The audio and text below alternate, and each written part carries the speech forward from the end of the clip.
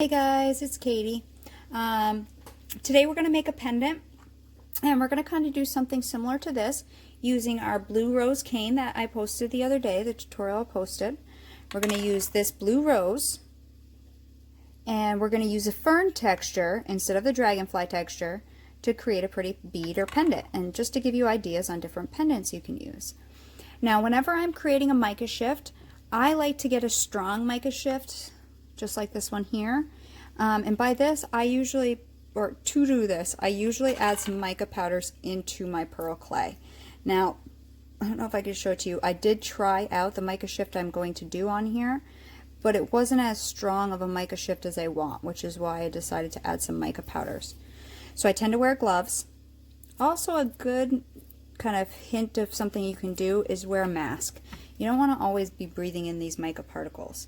I'm going to use the Interference Green by Pearl X, and I'm going to use some Born Pretty.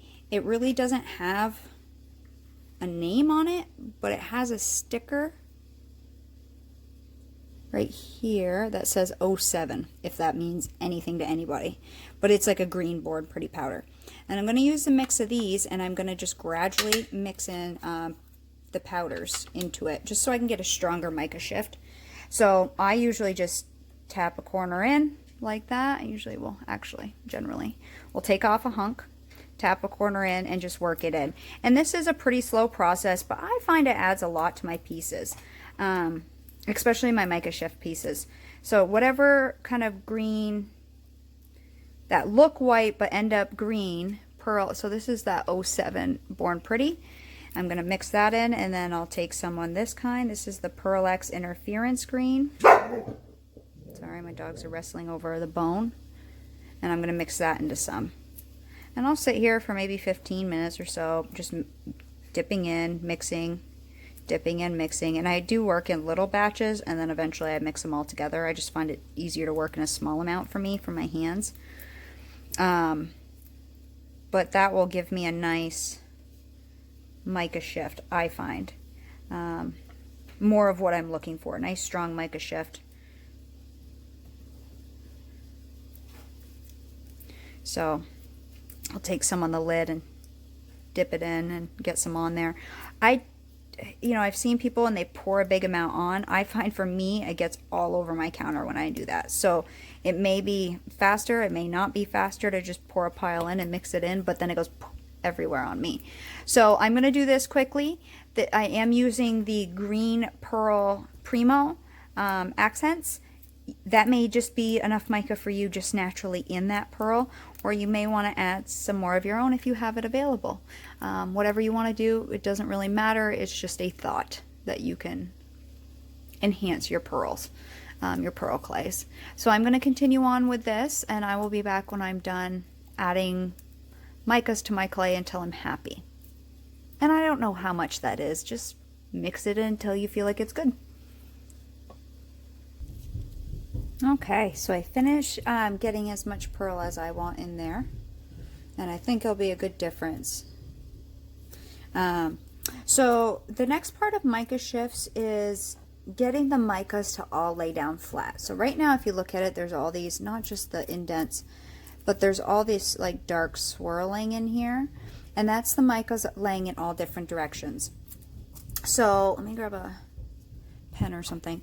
If we're thinking about micas, they're discs. Well, that pen's working well. They're discs kind of like this, okay? And if we lay them all down flat, so like one on top of each other here, we will get one solid color, okay, if that makes sense. So they're all laying down flat on each other like discs like this, and they're all laying down flat.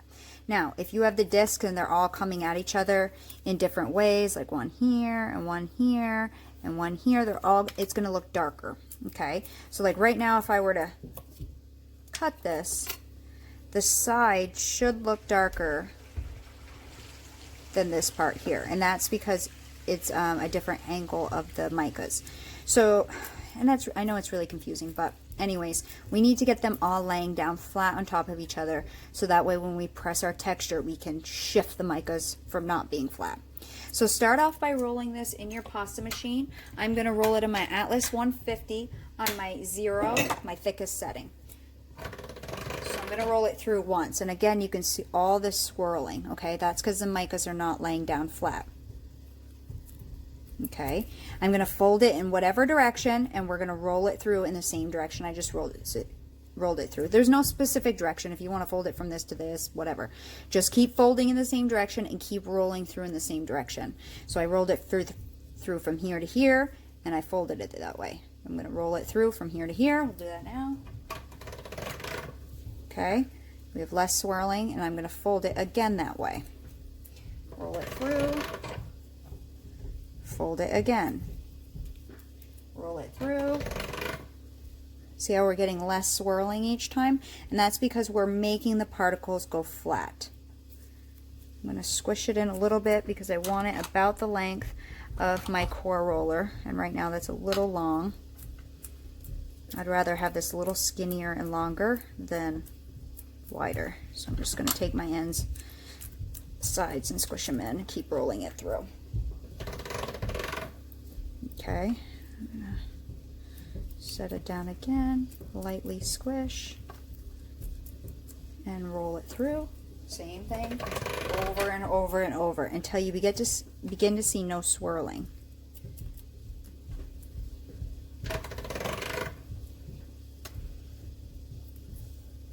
We're almost there.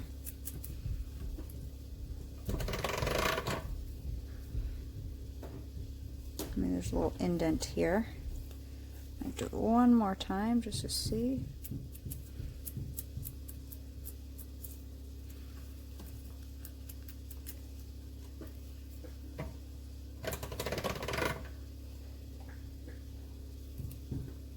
I think that looks pretty good. So next, pick whatever side you like the best. There's a little dark spot on there.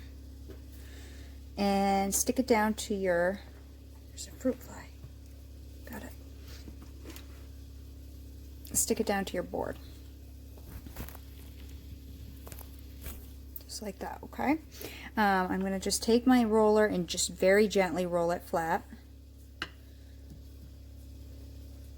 Just so it sticks down to my board. And the next thing you want to do is take either a rubber stamp, a texture sheet, whatever you want, and either put a layer of cornstarch if that's your preference, or a layer of water. I tend to use water even though you have to clean up the water. I don't know why, I just use the water. So I'm going to spray with water. Okay. And then we're going to roll our core roller through. And this core roller I got on Etsy. It's KOR KPCR 17. And it's like a fern design, which you'll see in a second. I got this off of Etsy.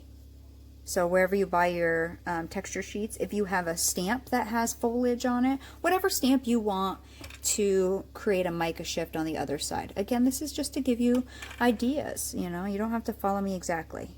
So I'm using the Primo Bright Green Pearl. I added some Pearl X and Born Pretty mica powders to get this to be a little stronger. And I'm going to use this Fern core roller.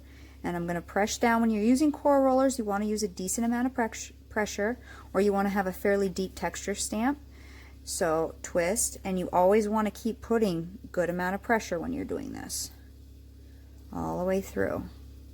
So you see I don't just go like this and roll it. I stop, press, reset my fingers, stop, press, reset my fingers, stop, press.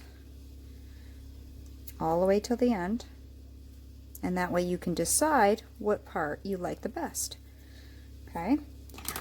So because I use water, I next have to dry this off. And just by taking a little piece of tissue here, I'm going to dry as much as I can. And then I'm going to dry my table. So once I get that dry, I will be back and I will show you the next step. And I want to mention something. I was just wearing gloves.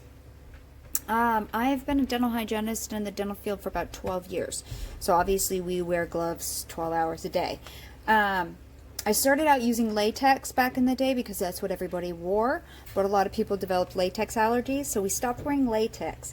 I find the best gloves and the most comfortable gloves for most dental professionals are, and I'm not saying this for everybody, but most that I've worked with in my 13 years are nitrile gloves. And make sure you have a size that fits you. If you have really big gloves and they're falling off the tips of your fingers, it's really hard to work with them. So definitely get a size. You know, if you tend to wear small, like winter gloves and things, then you'll probably use small nitrile gloves or latex gloves. Latex gloves are a little more sticky and rubbery compared to nitrile. Just wanted to throw that out there. So now we have our mica shift and it's all dry. And we're going to use a flexible blade. I find for me a flexible blade works best in doing this. Some people may use a firm tissue blade. This is a Sculpey blade that I got in a beginner set with like a roller and stuff. This is the thinnest blade I have. I have some different Untitled blades and different blades. I can't think of all the names, but this one actually is the thinnest one I have. A clean blade is key as well, because if it has any clay excess on it, it'll drag. And then a sharp blade, so sharpen your blade as well. There's a lot of videos how to sharpen the blade. So you want to start by bending yours and try to keep your hands down on the tile so you're putting even pressure each time, or on your work surface. And if you're afraid of gouging your clay, you'd rather remove less clay than more clay, if that makes sense. So our goal is to remove the texture to get it fairly flat, okay? So by doing that, you want to bend your blade, and this takes practice, and just drag off the excess and put it to the side. Now, what's nice about using the same color metallic clay is if you mess this up, just ball it up, run it back through your pasta machine, and do it again. It's pretty easy to practice this without having to ruin any clay or destroy any clay, because I know this clay is expensive, trust me. That's why I don't like to do a lot of experiments. So those cane ones I've posted recently, you know, my version of a rose, took other people's tutorials and kind of merged them together. My strong arm cane, which that's what it looks like to me as an accent cane, that one I just kind of wung it when I'm doing this 30-day cane a day challenge. I'm trying to come up with different canes that I've never seen before, or something similar. Oh, I wanted to try to show you that too. See if I can get it off. Now this too, if you also shave these fine enough, even though I'd cut that piece off, these make gorgeous mica frills, it looks like. I've never used this texture before, I just got it in the mail today. But if you can shave these nice enough, you can bake this and use this on a piece or put it raw onto a piece. That would look really cool. So we're just going to keep bending and shaving, and see how it started to go under my blade there? When it does that, I pick it up and I wipe it off, because if I start smearing it down, if it gets under my blade, I find I get smears and then it doesn't look as clear of a mica shift. I also find the bigger the bend, or the tighter the bend I make, the better I do. Then if I have it very kind of flat, if you have a nice U shape, you're more localized in the spot you're cutting. See, wouldn't that make a cool mica frill? I like this texture, which is why I got it, because I thought I'd use it in a lot of projects. So I'm going to continue shaving this. I'm not going to do anything different than I was just doing. And when I get most of my texture shaved off, I'm going to come back and I'll show you what to do next. So let me pause this and I'll be right back. Okay, so this is what we have when I've shaved it. God, I've got to figure out some lighting so this glare is not as heavy. Anyways, so first thing you want to do is either brush off to make sure you don't have any little pieces from your shaving, or if you feel a little piece, tap it with your excess just to pick it up off your piece, because any little pieces that you smush down on this next will affect your mica shift. So I tend to have a little more control, flatten this out with a greaseproof or parchment paper, greaseproof paper, whatever you have, deli paper. piece of regular paper, whatever. So right now it's fairly flat, but it's still, I don't know if you can see that, very slightly raised in certain areas. So we want to get this completely flat. So either you can set your deli paper on here and begin smoothing with your fingers, burnishing this out to flatten it off. So I usually do that first.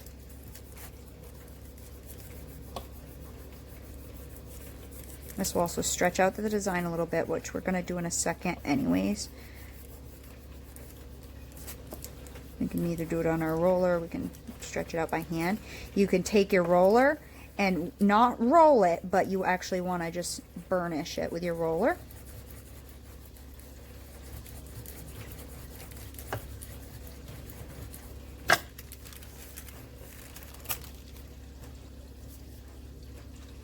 That's how we're looking now, and it's almost all the way flat.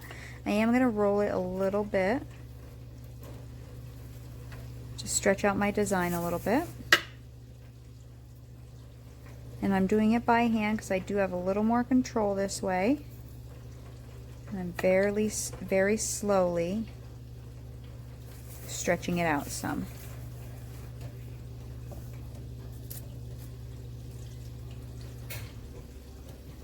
Okay.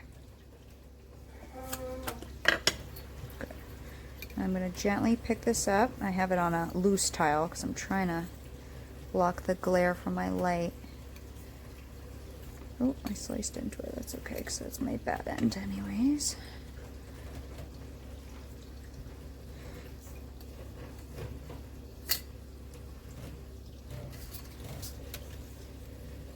When it's summertime, it's really hot and hard to pick things up. And then I'm working on a little tile, so I can't. See how sticky it is? Isn't that crazy? So this is our mica shift. And it's beautiful. So I'm going to roll this out first on my setting 0 because that's what my clay was on, the thickest setting. Okay, and then I'm going to take it down to my size 1. I want to see how thick this is really all I'm doing because I want to get both sides of my pendant the same thickness. So then I'm going to take it down to my size 1, which on my Atlas 150, the difference between 0 and 1 is almost not noticeable. So then I'm going to go down to a size 2. And each time I'm rolling it in a slightly different direction. That's where I'm at on a size 2, and it's still slightly going down through, so I'm going to put it on a size 3. And then that should probably be the thickness. Okay, so I rolled that onto a size 3. And that will be 1/2 of our texture for our pendant.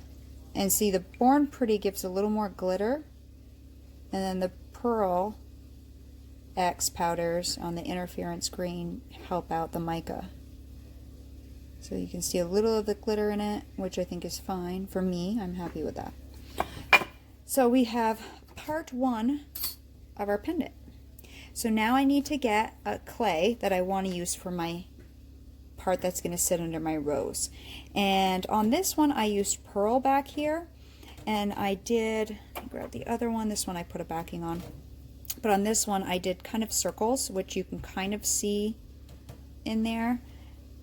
You can see a little bit of the swirling there, but I think it was kind of pointless on this. I mean, it looks cool on the back, but I'm not going to do that on this one because I think it was kind of a waste of time. So let me grab some clay that I'm going to sit under here. I have to sit there and decide for a second what color I want to do because I'm not quite sure what I want to do. I'll be right back. Okay, so I decided on a lighter color, and rather than just using plain white, this is our blue, and I think the outside petals didn't get as blue in my Skinner blend on the rose cane, which I could have continued blending it, but I'm okay with that. So I'm thinking I'm going to do a light blue. That way there's some contrast between the outer edges of the petal and this, and we'll see how it comes out. You know, this is all about creating. So I have a light blue. This is a mix of Kato blue, Kato white, and a little Sculpey, because I have a bunch of Sculpey 3 that I'm trying to use, but it's pretty weak. So it's a little mix of sky blue in with Kato white and Kato blue to get this mix. And I just mixed it to something I'm happy, and I have a little hair on there. Let me just pick that little hair out quickly.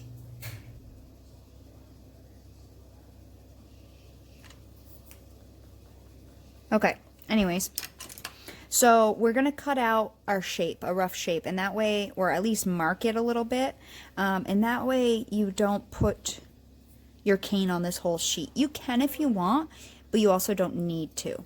And I don't like to waste excess clay, so I'm just going to roughly score out my shape, and that way that's where I'm going to put. So from one thing we'll get 2 pendants, if that makes sense, and you'll see in just a second. Let me actually cut that so I can get rid of my, well, I don't want to cut it, but I want to mark it out there. So that's where mainly I'm going to put my canes, and we're going to start off with the biggest cane first. So let me move all of this out the way, and I changed my angle, and let me know if that bugs you, but I'm not getting as much glare. So generally I use the edge of my blade, and you want to get the thinnest, and don't worry about like if you get pieces on the outside of your cane, because when you're slicing it into thin stripes you won't see that. So get as thin of slices as you can, and try to get whole slices, but it's okay if you don't get whole slices, because you can put those on the edges, plus we're going to be overlapping. I tend to give them a little stretch because it's summer and things get sticky, even though this cane is like a week old. And we're just going to begin laying them on however you want. Let me zoom in a little bit. I don't know why it just cut out, but it just cut out. So, this is hard to do on camera. I'm not even sure if you can see that.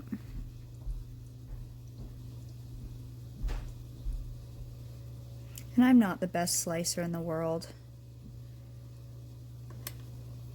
I usually tend to get really thin slices, but I tend to cut one end off. And so those I put around the edges, or I put in spots where I know I'm going to overlap them. So I'm going to start off with the large cane. I apologize, I don't know what was going on. My camera kept cutting out.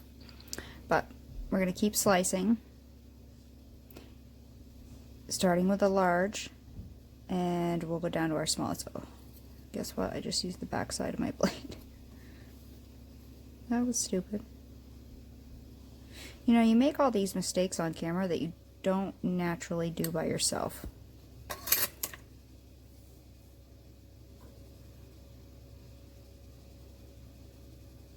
I like to give them a little stretch out, just to thin off the edges and that kind of stuff. Like that. And lay that guy on. Maybe there.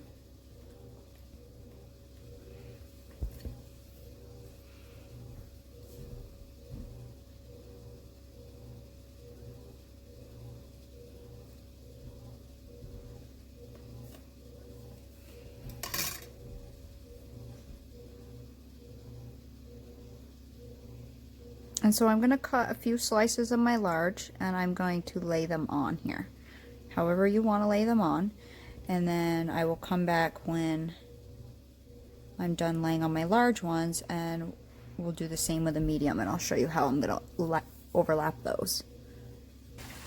Okay, so far this is what I have for my large cane, and we're going to begin with our next size cane, or whatever next size you have. And we're going to do the same thing. We're going to cut thin slices out the best you can. You know, use your half slices. Use your pieces of slices, because we are overlapping these, so it really doesn't matter. Every time I cut, I do try to rotate. I really like this rose cane. I think it came out really nice. I'm probably just going to use a few medium ones here, because they're not much smaller than my large. And then I'll place on my smallest ones to fill in the rest of the spaces. And I posted a video on a leaf cane the other day, and I think we'll use that leaf cane as an accent. Well, we'll see. We'll see what I use as accent canes. Sorry, my fiance is coming down. So while they're down here, I'm just going to continue with this medium, and then I'll come back and I'll show you once I'm ready for my small one. So I just cut the end off my large cane, but even though it's distorted, I want to just show you, you can see the center a little better in that. That's what I was really looking for, the center to be more 3D than other canes I had seen. Let's see, this is the end I cut off. I think the center looks pretty good. So I cut out a bunch of, while he was down here, my dogs and my fiance, a bunch of my smaller size ones, and we're going to begin laying that in to fill the rest of my space. This one I'm going to completely cover this edge. It's okay if they're a little squished. Now remember, when this translucent goes clear, that's where you're going to get your 3D effect of them layering on top of each other. And I might even quickly reduce one down a little bit more than what I have to get some really, really teensy ones in here.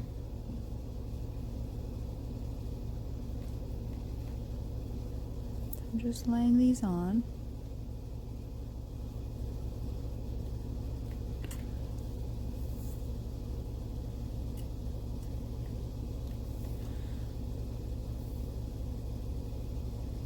And I might, like I said, I may reduce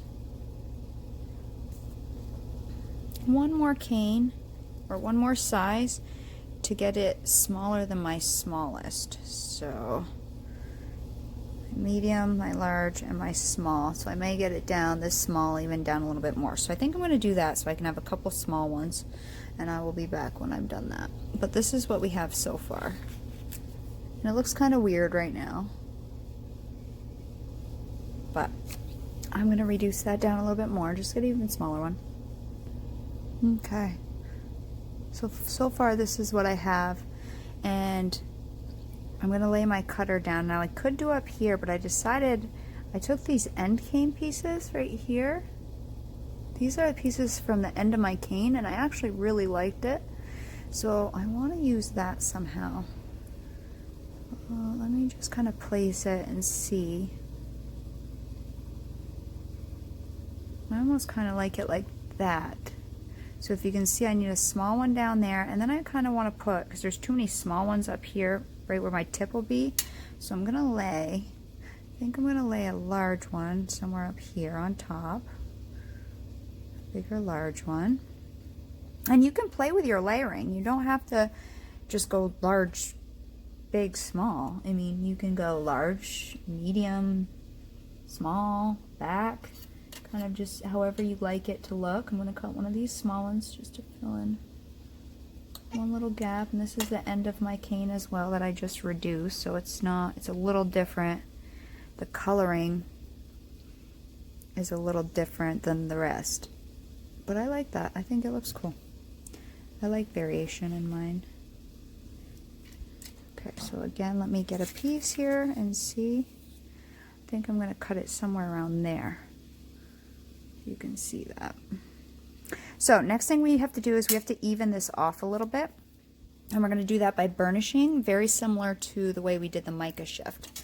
Okay, and so we're going to take our piece of wax paper, regular paper, whatever you have, and we're going to begin. Let me just quickly pat down any really high places, and then we're going to take our roller. What's nice about working on a piece of paper, at least for this part, now, because you can spin it. Now what we're going to attempt to do is flatten this out without doing it too hard in any one direction. Okay, so you're better off going over many times gently than a couple times hard. So with very light pressure, I'm going to go a couple times from this direction. I'm going to spin just like a quarter turn, a couple times from that direction. Spin, and I'm going to do this till I get it relatively flat. Now my pieces, I tend to resin at the end, so if there is a little difference after sanding in height. It won't be a big, huge thing, but I do want to get it as flat as possible. I do like those end canes there. They just kind of look like a big, big rose. I like that. You just cut that end off, and I was like, I really like that. That's the end there. I was like, oh, I think it looks cool. That one that I just showed you is a little more distorted than the actual ones I used, but don't throw away your ends. Let me do it from this corner. So again, very gently, I'm going from all directions. Let me feel it. Maybe a little bit more. And that way we're getting even flatness all the way around. I'm not really looking to stretch this clay out to make it thinner, because I wanted about, this blue was rolled out on the same, my number 3 setting, as the mica shift. So you want them about the same thickness, so when we put them together, they're, again, about the same thickness.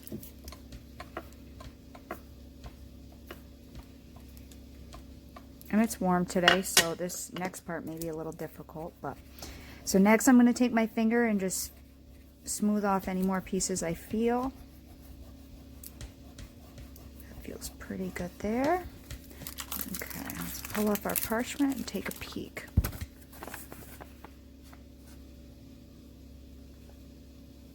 I think it'll be pretty. Okay, so next we're going to cut our piece out. So choose whatever cutter you want. This one I think I got off at Etsy. It was in a set. But I like this shape. I like it rounder. So we're going to cut this. Ooh. I just nicked that. We're going to cut this guy. I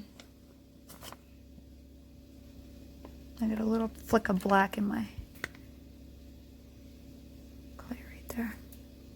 I don't care about these little hairs on the side because that won't show up. Okay, so now we need to decide where we want to cut this, and I think I wanted to go somewhere over here. So let me just get my head in the way. I apologize. I have to be able to see. Okay, so I think I'm going to cut it there, so just press down and cut. And that on its own I think would be a pretty pendant as well. And I'm not doming this because I do use resin, so it'll be easier not to dome it, but however you finish your pendants and your beads, that's how I would do it. Okay, next thing we're going to do is out of our mica shift, we're also going to take our favorite spot of the mica shift. And let me see, I was looking at this earlier.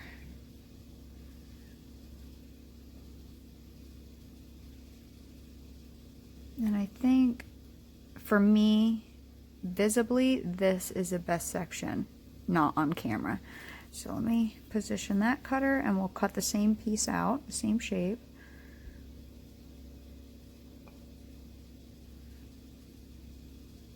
Maybe something like that.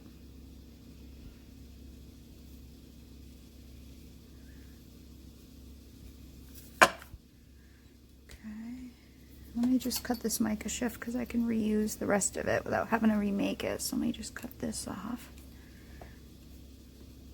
Good. I'll peel this off there. And then we'll lift the cutter up. Okay, so right now we have 2 pendants, this one and this one of the same size. Let me see if I can move that off. Let me get a tile ready. Okay. So we're going to next take our least sticky clay, and I don't know which one that is. Let me get this off the paper. It's okay if it distorts a little bit. We're not done with it yet. Okay, this top is really sticky, but the bottom's not because it's more Kato. And we're going to set them on top of each other. That's the best way I found to make sure this part is accurate.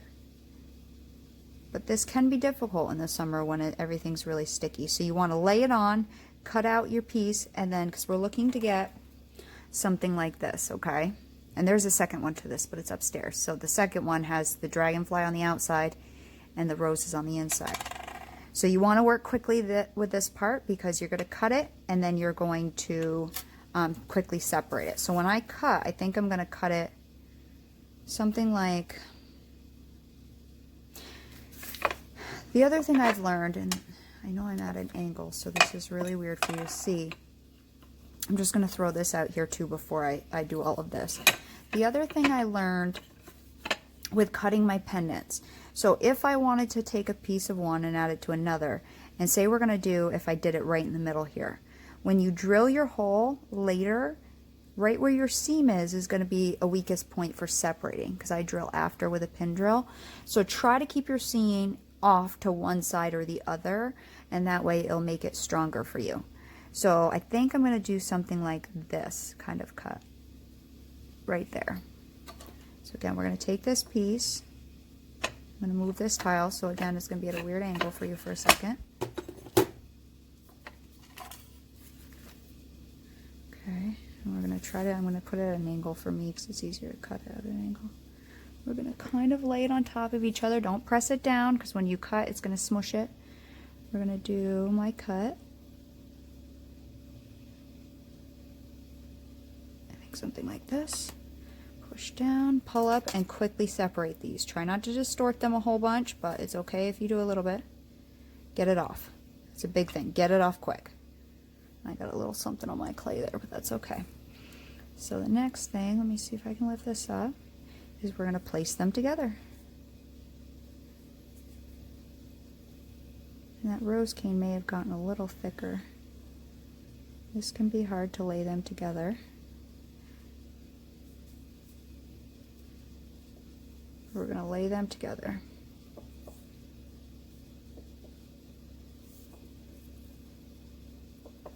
Okay, and then we're going to take this one and lay it next to this. So out of one cut, we got two pendants. I think that's a cool color match. We'll see what it looks like when it's completely set. And the translucent goes translucent. Okay, so next what we're going to do, so that's what we have laying them together.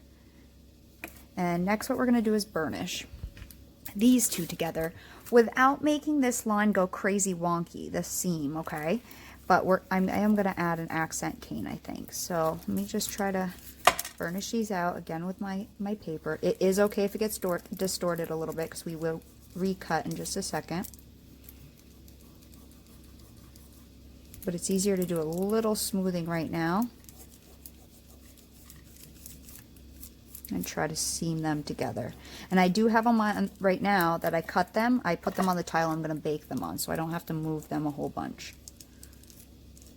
That's also another good thing to point out.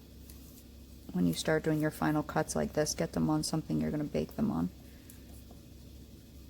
So right now I'm just gently merging it. I may even take my roller slightly, because my rose side got a little thicker than my green side, and that's okay. Don't beat yourself up about things like that. Really, I think people we're so critical on ourselves, and I get it. I mean, especially when I oil painted, I found it, you know, on a painting that took 30 hours, I would really beat myself up about it. Like I have one, I'll show you in a minute, a rose painting that I started that I never finished because I didn't like the way it was coming out. I'll grab it in a second, I'll show you. Everybody that sees it thinks it's great, but in my head, one of the roses wasn't coming out as good as I had planned. Okay, so far, that's what we have. I think that's a great color combination myself. I'm fairly happy with that.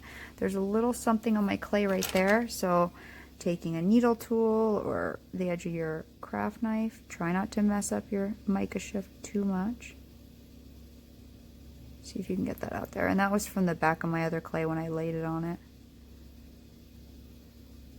Oh, I like that. Those are good color mixes, I think. Okay, I'll be right back when I get my next part. I did want to show you, I was just talking about that rose painting. So this is that rose painting I was talking about that I was doing.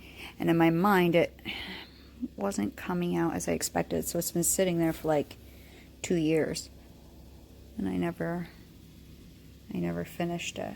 So this is an oil painting I was doing. It's a big one. It's like 24 by something. Goes up to like my knee. anyways, I wanted to show you that. So let me get the next part of the project, and we'll keep going with that part. Okay, so as well as the rose cane, I did post a tutorial on a leaf cane, and this is a translucent leaf cane. It's using Cernit green and white and Primo white translucent, and I think I'm going to use that and place that along my seam. I don't think I'm going to use my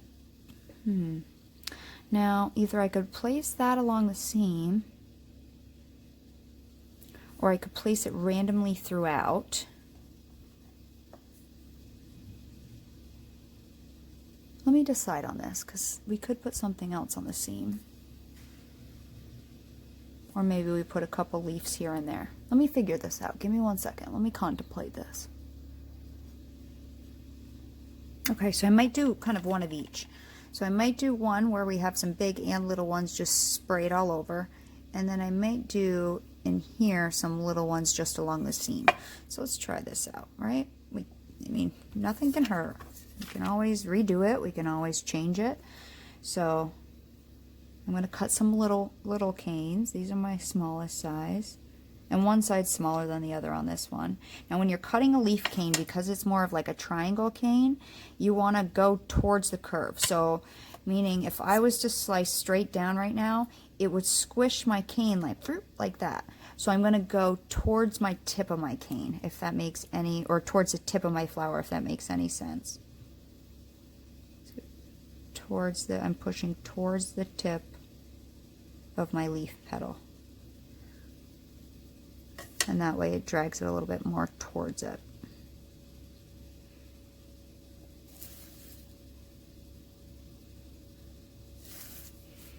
So that one I was thinking of, oh, that's backwards, don't push down.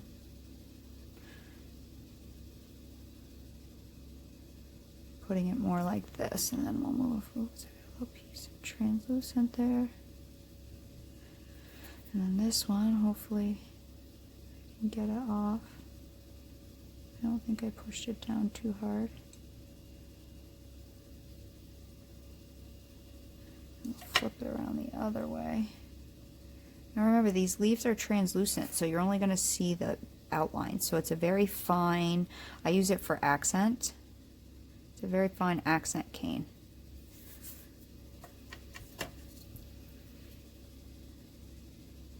Let me flip this and we'll go the opposite ways. And I'm going to go towards me, so towards the point. Again, try to keep them thin as possibly as thin as you can, are able to cut. And this one's got to go that way.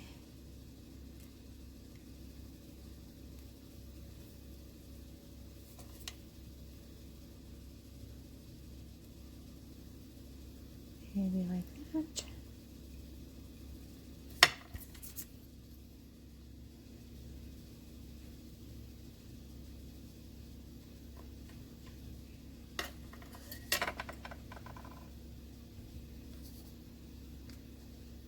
It's kind of easier if you set it on a scalpel to lay it down on a scalpel or on something flat with something flat. It's hard to get it off my finger because it's so sticky.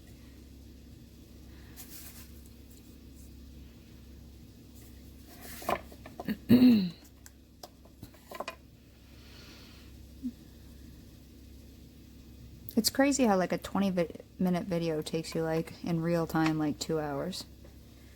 I think that will look neat. And then this one, I'm going to take a couple of these. There's some medium on this end. I didn't reduce this end down as much. I just haven't cut it in pieces yet. So I'll take... Ooh. I was watching that Queen movie. The Bohemian Rhapsody. I think that's... I don't know what the movie's called. Queen? Bohemian Rhapsody? That's a good movie. Let's see, maybe one. And you can use these leaves to cover parts you don't like. Parts that are bare.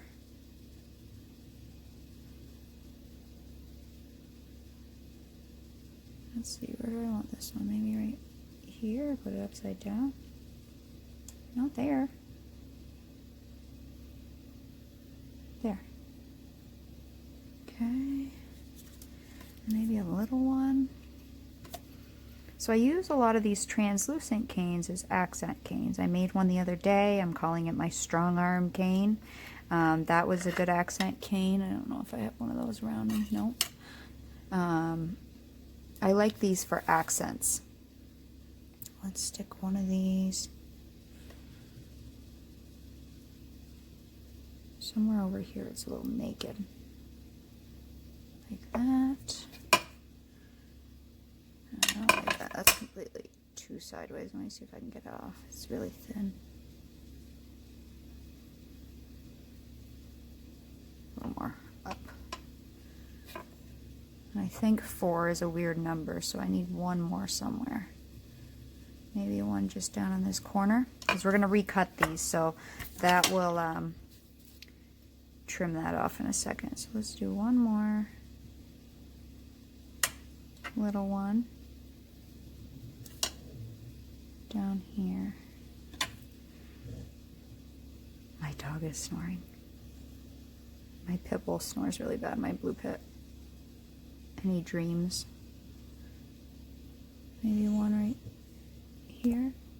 Well, actually, I don't think that's my blue pitty. I think that's my tan pitty, who you haven't seen. You want to see him? So don't mind my basement.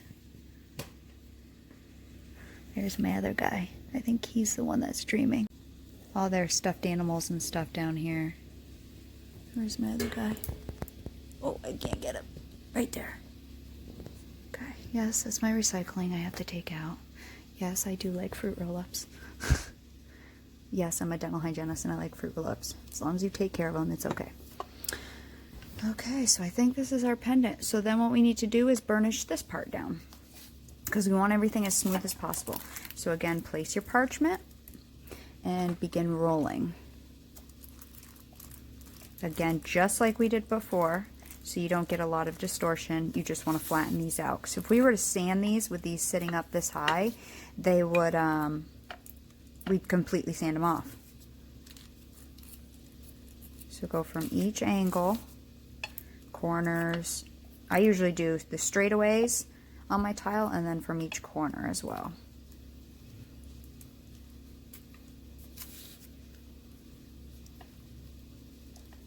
Very little pressure, as little pressure as you can possibly manage.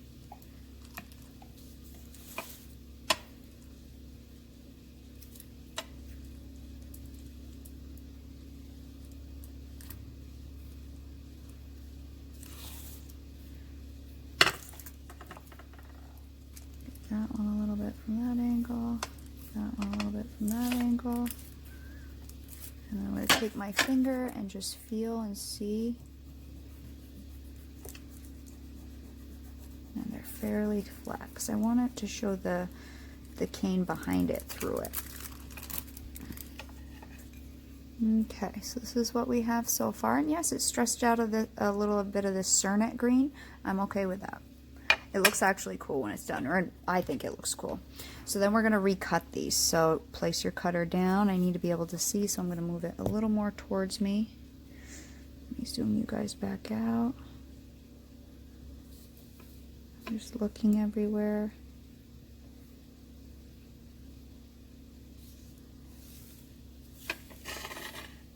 Just looking for all angles, and then cut. And there's a lot of times it's easier if you're able to, if the excess isn't too sticky, to pull this excess off before you remove your cutter, if possible. And again, I'm on the tile I'm going to bake on, so this way I don't have to lift these guys up again. They won't get distorted anymore. It's going to be time for the bake. And with these ones, I do one bake, and then I will do a backing. And then, so we'll do 2 bakes total after we do a backing. So let me get that guy on. Just check it from all angles. Oops. I don't know if I want to cut off more of the top leaf or the bottom leaf.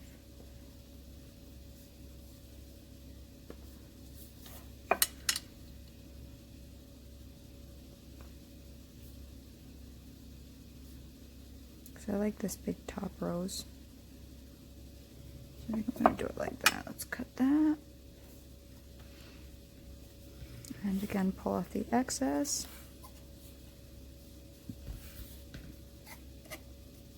And I could make a backing out of all my cane scraps and all of my scraps from today. I don't tend to waste a solid color for my backing. I don't tend to use a plain color. I tend to use like scrap clay. That still looks pretty. It's not like a mud. But if you don't overly mix this, you can actually get, and then a couple of my cane ends and stuff, you can actually get some pretty cool marbled patterns. And like even with this piece, you know, if you cut out all the parts that have rose on it and keep the blue, so cut all the good blue away, and this could be part of your backing, this stuff here with the rose on it.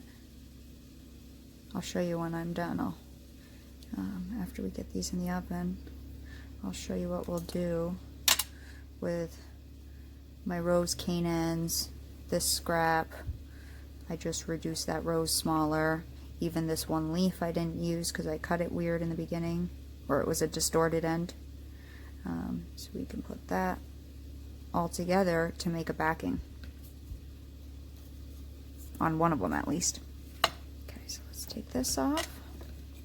And you want to make sure using maybe the palm of your hand, base of your hand. My fingers are rough because I wash them like 50 million times a day in the medical field. So I tend to get scratches when I rub them with my finger. You could even, to do a final smooth, take your parchment and just do a quick smooth. Make sure you didn't leave any cutter marks when you were testing it, that kind of stuff. Because the smoother you get it now, the easier it will be to sand at the end. But if you've watched any of my other videos, my Dremel does a lot of my sanding for me, or at least my gross sanding. Okay, so this is before baking. And I like these ones where the edges look wider. So I'm going to get these in the oven. I am using a mix of Primo, Kato, Sculpey 3. I tend to bake at 275 no matter what brand, but I always bake for an hour. Most people, it seems, on most tutorials, they always bake for an hour, but I've had some people say when you're mixing different brands to take the average, so if one's at 300 and one's at 250, to take the average of those two and bake it at the average. I don't want to go too high for any one clay, but I do want to bake it properly.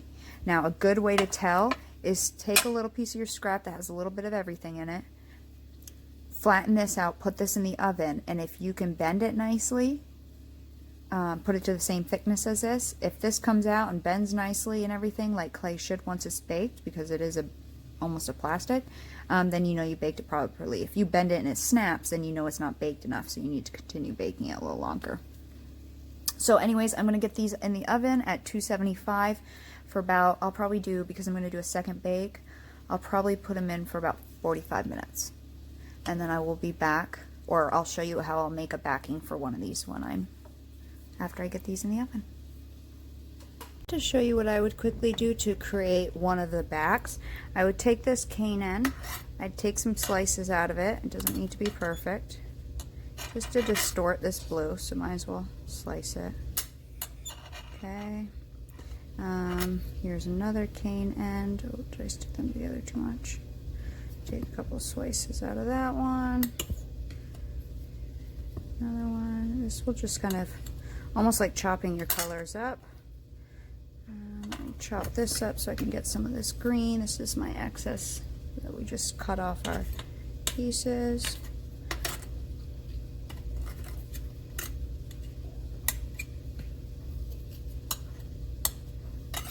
And let's lay all of this together.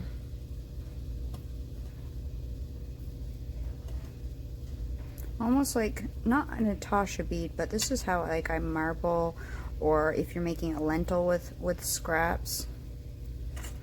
Sticking these all over.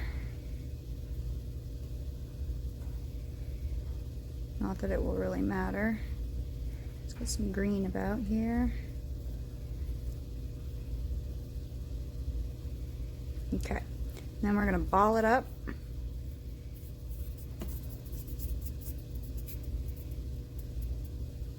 Roll it in a ball here so we have some color.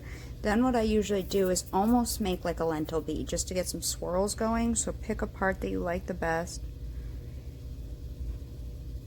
That part doesn't look bad right there, or even this blue part here. So just like you'd make a lentil bead, take a flat disc and begin swirling. And this will kind of blend the colors and help marble it a little better. This is how I marble it. My bead got a little wonky really quick. I'm just gonna round that back out. I actually think I like this side better, so let's use that side. Roll it back in a ball. And this is just swirling the colors a little bit. And then when I roll it out flat, you'll be able to see the swirl some. This will probably give me enough on a thin setting to give me just enough of a backing to make it kind of uniform. Usually on your backings you get like little bubbles and stuff like that. So this will give me a backing similar to this marbled one where I can put my name in it and my initials. So then pick the side you like and gently flatten it out.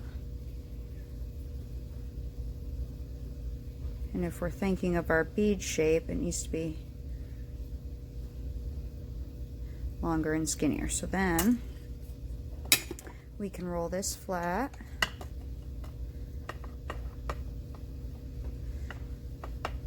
You can run it through your pasta machine too, it doesn't really matter.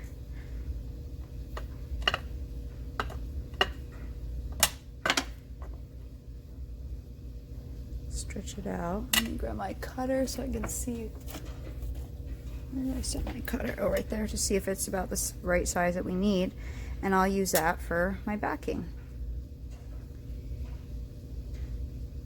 Rather than waste a pure color, you might as well use something you have swirled. I have this the other day from, I think the video is called Playing with Polymer Clay Cane Making. It looks like a muscle arm. It was just a cane I made for the cane a day 30-day challenge the other day, so I figured I kind of just wung it and figured I might as well record it and show you guys. So this one is the scraps from that cane. I'm going to swirl that up, which I think I already did a little bit, and then I rolled it in a ball. Swirl that up a little bit. Mine always get crazy like that. Roll it into like a lentil bead by rolling in one direction, keeping it parallel to the floor or to the work surface. If you're interested in lentil beads, check out lentil beads because they're a great way to make scraps, and they're a great way, or to use scraps, and they're a great way to make, let me grab a couple of different ones that I've done. Great way to make like cabochons. So like this was a scrap from a cane I made in the 30-day cane challenge. Here's where was more scraps that I made. This one's got resin on it, these ones don't, they're just buff and sanded, you know, but like you can make some really cool looking cabochons with your scraps.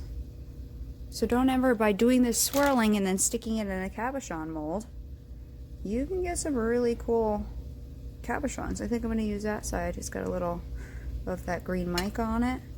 Let me flatten that out, and I'll use this for another backing. So to me, this is how I make my backings. I'd rather not take like pure black or pure white. I'd rather save that and use that for something else. And I think this looks neat, and no one that I've ever sold them to, people who have bought them, never have said that they don't like the back of it. So you can use whatever side you, that almost looks like a flower on itself, but whatever size you like, just stretch it out till you think it will fit your pendant shape and size. And when they're out of the oven and I come back, I'll show you how to apply the backings, how I do my signature, which is almost how I do it every single time. and then we'll do a final bake on them. So I just wanted to quickly show you guys that. Okay, so they just came out of the oven after the first bake, and so far this is what we have. No sanding yet or anything like that, but our backs don't look super great. So we're going to finish our backs off.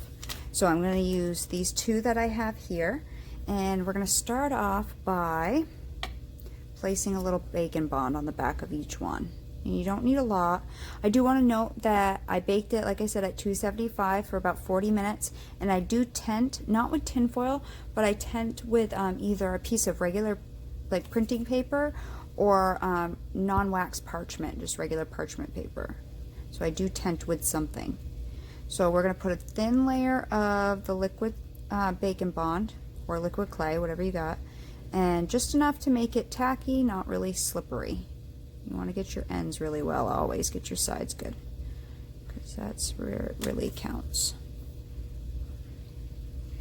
So we're going to do a thin layer of that, just a little bit, we don't need tons.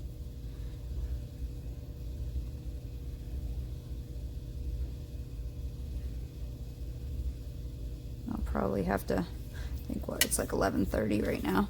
I'll have to finish this tomorrow after I do craft day with the kids. I think tomorrow we're doing tie-dye, or we're going to make bookmarks or something. I don't know. We'll see what the weather's like. So on one of these, we will apply it on. So kind of get it smushed down, and then make sure there's no air bubbles.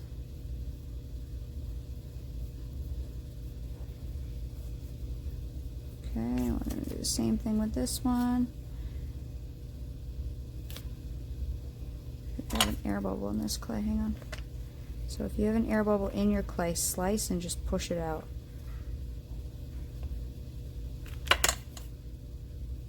Okay, and then we'll apply this one. And I do like my pendants to be fairly thick.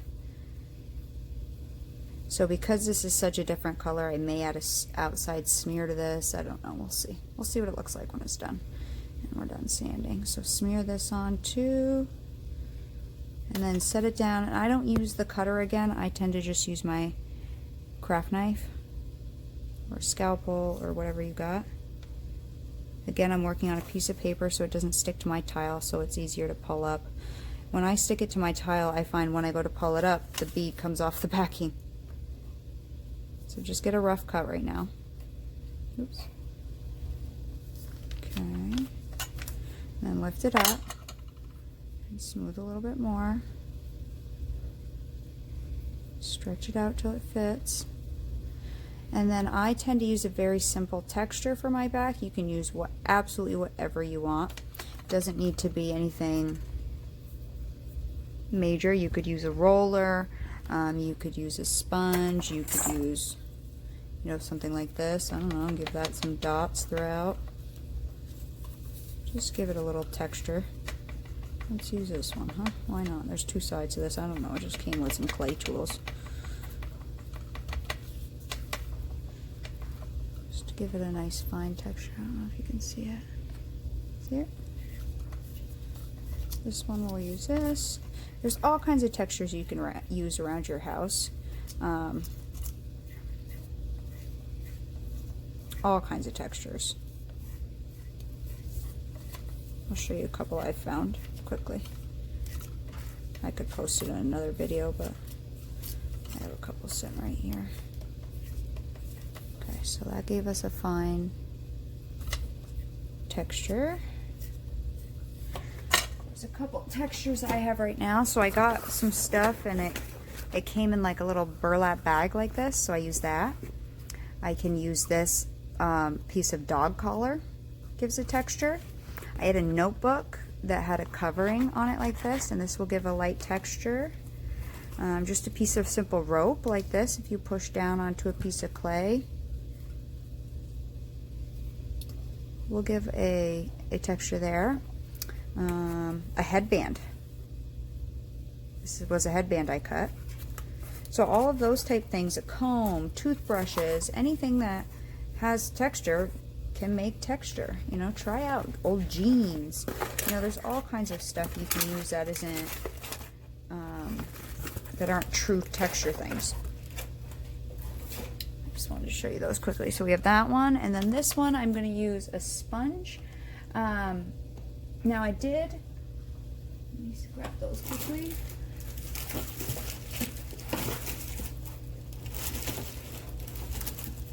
On Amazon, I bought aquatic sponge filter for your fish tank filter, and it almost came, so I used that for a while until I ordered a sponge set.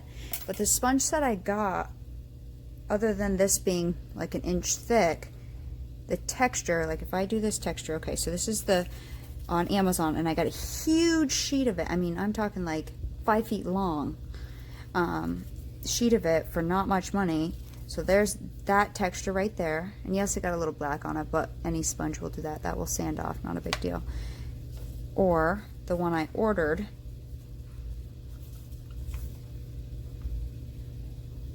So this is the one I ordered. This is the one I got on Amazon. Those look pretty identical to me. So, and I'm probably getting little shaggy bits because I cut it into a smaller piece. This is the first time I've used it, so it's sticking a little bit, but that's okay with me. So, you know, look around for things. If you have a pet store nearby, look for fish tank filters and then just cut it up a little bit. Or, you know, there's all kinds of things out and about. Kids' toys, the plastic toys have all kinds of weird textures on them. Utensils that you use, different things. And honestly, if I zoom out, those little pieces are tiny, like tiny.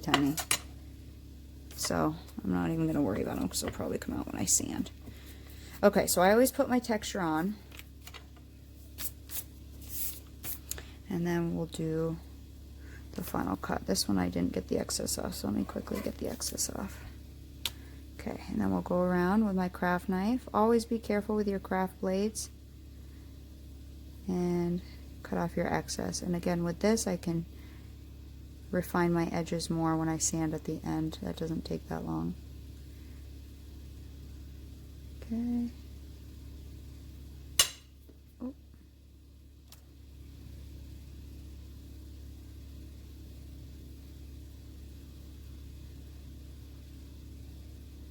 Gently mush them together.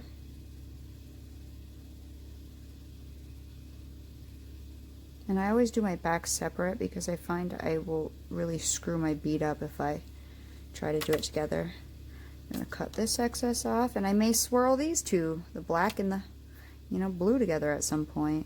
I think they make pretty cool looking backs. You know, for a back of a piece, I don't, like I said, I really have a hard time using perfectly good clay. I'd rather use my scrap clay. Again, that's not like mud. That's why I kind of leave it marbled, otherwise most things turn into mud. This would have been a gray, a full gray. But if you leave it marbled, I don't think it looks too bad as a back.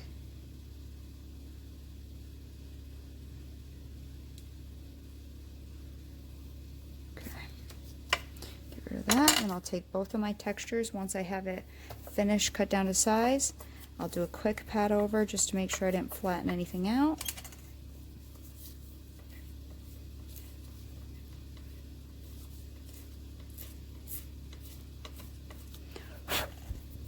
Okay, and then for my signatures, I tend to use, so at Michael's, at my Michael's around here, they have, right next to checkout, they have the aisle, or there's a bunch of these baskets with like dollar items in it, like cheapo things, and I've gotten 2 sets of these at Michael's for $1. These are Studio G alphabet stamp sets.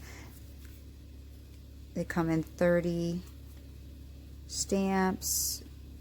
It doesn't have the size. And they come in a little thing like this. So I use these for my stamps. So I just take my name, obviously, and I will just stamp in my name. Okay. I'll just do one. A. T. I. And I'll bring it up in a second so you can see it. E, That way if someone likes this one and I end up selling it, it has my name on it. Though I don't end up making things that people commission. I tend to make them, and if they like them, they can buy them. G-O-R-D. Where's my O? D-O-N. And then if I can fit it, I usually put VT on it because people around here like local things. So I'm going to put a V because I'm from Vermont. Dot. And I gotta find the T. T. So that says Katie Gordon. So I'm going to do the other one. I'll show you that when I'm done. And here's my second one. And it doesn't need to be perfect. You know, they're homemade. And when I put my stamps back, I always leave the ones I'm using at the top. So K-A-T-I-E, G-O-R-D-O-N, and then V dot, my T's up here. So that's my name, Katie Gordon. So again, I'm going to get these back in the oven, and I will bake them for a full hour at the 275, or if you're using one kind of clay, at the manufacturer's recommended temperature. But it seems like if you watch any of the people's test videos, like Polymer Clay TV and different things, the longer you bake, the stronger it is. Not saying you want to bake for 4 hours, but baking for, you know, an hour is always good. And you see that even our leaves have gotten quite translucent. And later we will sand them so they'll get even more translucent. In real life, you can see the cernet around is definitely a mica, and you can see the mica shift over here. I think they look great. So I'll probably be back tomorrow, and we will sand and buff these. And like I said, I don't know if I'm going to do a smear on the side or an edge on the side. I don't always worry about the sides too much. I may not. We'll see what I decide to do. Sometimes I, at the end, will put a border on them. You can also use acrylic paint. That can give a nice border. But obviously you have to seal it with something. So I'll finish these off and then I'll be back.